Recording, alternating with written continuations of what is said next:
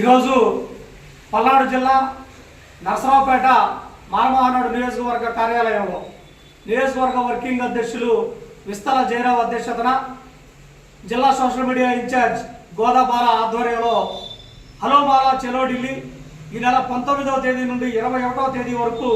జరుగుతున్నటువంటి పార్లమెంటు సమావేశాల్లో ఏదైతే గతంలో సుప్రీంకోర్టు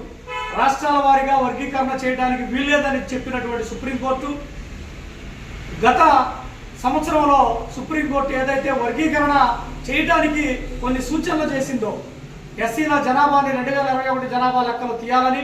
మాలల జనాభా ఎంత, వెనకబడినటువంటి వర్గాలు ఎంత తీయాలని ఇచ్చినటువంటి సుప్రీంకోర్టు తీర్పుని సూచనల్ని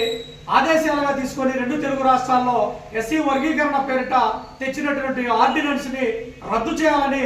ఢిల్లీ జంతర్ మంతర్లో జరుగుతున్నటువంటి ధర్నా కార్యక్రమాన్ని జయప్రదం చేయాలని హలో బాలా చెలో ఢిల్లీకి సంబంధించినటువంటి కరపత్రాన్ని ఆవిష్కరణ చేస్తూ పల్నాడు జిల్లా మాత్రమే కాదు రాష్ట్ర వ్యాప్తంగా ఉండబడినటువంటి మాలలు, అంబేద్కర్ వాదులు, రాజ్యాంగాన్ని గౌరవించినటువంటి ప్రతి ఒక్కరూ కూడా ఈ యొక్క డివై చంద్రచూడ్ రాజ్యాంగ ధర్మాసనం ఇచ్చినటువంటి వర్గీకరణ తీర్పు విషయాన్ని వ్యతిరేకిస్తూ అలాగే 15% ఉన్నటువంటి ఎస్సీల రిజర్వేషన్ ని 20%కి పెంచాలని, అలాగే ప్రైవేట్ రంగాల్లో రిజర్వేషన్ కల్పించాలని, అలాగే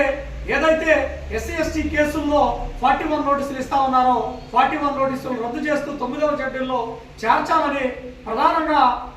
దళిత క్రైస్తవులను ఎస్సీ జాబితాలో చేర్చే విధంగా పలు అంశాలపై మానమహానాడు జాతీయ అధ్యక్షులు గోడ అరుణ్ కుమార్ గారి నేతృత్వంలో ఢిల్లీకి మేము పిలుపునివ్వడం జరిగింది. వేలాదిగా మాలలు తరలి రావాలని పిలుపునిస్తూ ఈరోజు ఏదైతే ఈ రాష్ట్రంలో ప్రధానంగా ఈ యొక్క ఆంధ్రప్రదేశ్ రాష్ట్రంలో మెజారిటీగా ఉండబడినటువంటి మాలల్ని అణగదొక్కే విధంగా, అణిచివేసే విధంగా మాలల జనాభాని తక్కువ జనాభాగా చూపిస్తూ కేవలం 7.5% రిజర్వేషన్ మాత్రమే వర్గీకరణ పేరిట ఇస్తూ